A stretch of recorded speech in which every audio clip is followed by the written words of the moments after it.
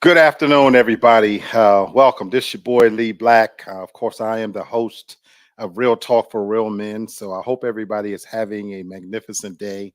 I wanted to pop in, of course, just to kind of share just another moment with myself in the middle of my day. And so, what I want to talk about today is mental health and wellness. For those of you that may not know, I have a real job in addition to the expert in all things considered life that I play on the show. But I actually have a real job. And in my real life job that pays the bills, um, I work from home. So, working in a virtual environment, I do not have the luxury of stepping away and take those mental breaks, like you would be provided to you by a company. But of course, I have the benefit of working from home, so I can step away whenever I like to. And I see I got my sis popping in. What's going on, sis? How you doing? Good to see you. And so I have to take these mental breaks, folks, because it keeps me sane. The type of job that I do, I deal with people, and anybody who works in the people industry, and you have to deal with people every day. You know what I know, that people can be a lot.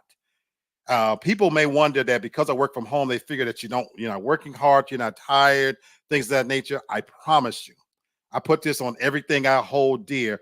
Working from home and working with people is more mentally exhausting than you can ever know. How you doing, Carol? Good to see you. In fact, I almost sometimes prefer if I did something physical because then I would only be physically tired. But working from home and dealing with people, I am more oftentimes not only physically drained from the administrative things that I have to do and have to have these conversations, but I'm mentally and emotionally burned out when I deal with people. And in particular, if you've been following me, you know that I have certain groups of people that just test me to no end, and it just fuck with me. So I have to use these little sessions like this to kind of vent, so to speak. And I'm going to do my best not to just let this, go down the drain of just cursing, although cursing relaxes me. I can't stress enough how difficult it is to work with Africans. And I'm not talking about African Americans, I mean Africans in general. And I'm going to stop saying that I hate them because that's probably too strong of a word. I don't hate African people, but they're extremely difficult to deal with and they just chase my ass to no end. They have an arrogance about them and they have a disdain for actual Americans that really just pisses me off. And so let me tell you about the dumb bitch that I just finished having a conversation with, which is necessitating me to have to kind of decompress and get myself back together. It's bad. I work with doctoral candidates. And so you would think working with doctoral candidates, I'm only dealing with people that are highly accomplished, already successful, highly professional. They already have their degrees. I can tell you with 100% certainty that they're the most needy people that you ever would deal with, believe it or not. Then you add the element to them when they're African or Indian. In this case, I'm going to stick with the Africans, that the fact that they have a dislike for Americans and they have an arrogance about them and a language barrier. I just can't stand these fucking people. And I got to tell you, the women are worse. I would not fuck an African woman, not with my enemy's dick. I just don't like them bitches at all. It's bad enough this bitch has degrees in social work and then initially starts having a conversation about this is a few weeks back when they have to get a degree in IT. And so I go through explaining that at the doctoral level, you need to have some type of solid background in the field you're trying to get a doctorate degree in. That is the whole fucking point, that you're getting a doctorate degree because now you're getting a terminal degree to be a subject matter expert in your field. But if you don't have that background and experience, you're kind of wasting your time. But okay, that was a few weeks ago. Do you know this fucking flyhead motherfucker calls in again today after ignoring multiple calls and now decides that, oh, I am calling because they want to run a business. Okay, so we didn't discuss that last time. Last time we talked about IT. So bring me up to speed. Well, I am thinking that I want to run a business, and I want to get the business skills to further my education. Okay, so have you ever taken any business courses? What is it you want to know about running a business? Oh, I am calling because I am thinking that I can just better myself and be good in business. This, that. She goes through this whole convoluted bullshit. So I try my best to explain to this flyhead bitch that at the doctoral level, they're not going to hold your hand. In fact, when it starts, they're going to take off like a rocket with the full expectation that you know what the fuck you're talking about in business. But if you have no education and no background in business, this is probably going to be a field you're going to struggle in.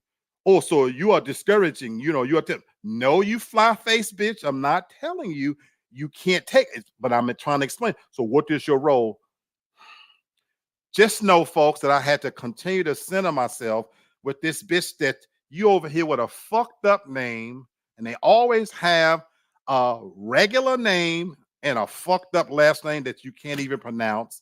And now you over here trying to take advantage of the education system. And of course, their main thing is the cost. Looking for a fucking way that they can get over. No, you stupid fly eating bitch, you cannot sell enough mangoes on the side of the road to pay for your degree. You funky, no odorant, stinking bitch, you. But of course, I can't say none of these things. I have to keep it professional. But I promise you, I tell you, they just chafe my ass. So in either case, after I finish telling this stupid bitch multiple times, I'm not a gatekeeper. If you feel like you want to go barreling your dumb ass ahead and applying, you may even get accepted based on the fact that if you do have a master's degree, but I promise you, you're going to struggle because you don't know a fucking thing about business. And selling rats out of a fucking cart does not count as a business. You stupid fucking bitch, you. But I can't say that. So, of course, I pretty much just have to let this bitch kind of rant and rave and go through that fucking nonsense, all pretending while, oh my God, that I have to placate this bitch. So it was a fucking dance of futility to no end, folks. Just a futile dance. Ultimately, well, can you send me the information? Yes, I can send you the information. You rat eating bitch, you. Knowing good and goddamn well that you don't stand a rat's chance in hell of oh, good lord. So anyway, I'm going to pull that all energy all the way back because I'm not going to let it fuck with my day. I actually got a great piece of news today. Not only have I been promoted and received a raise, and again, this is the job that pays me. So, you know what? Tomorrow is payday. So, I'm not going to let it fuck with my zone. When I get off work tonight, I am going to calmly pour myself a glass of wine.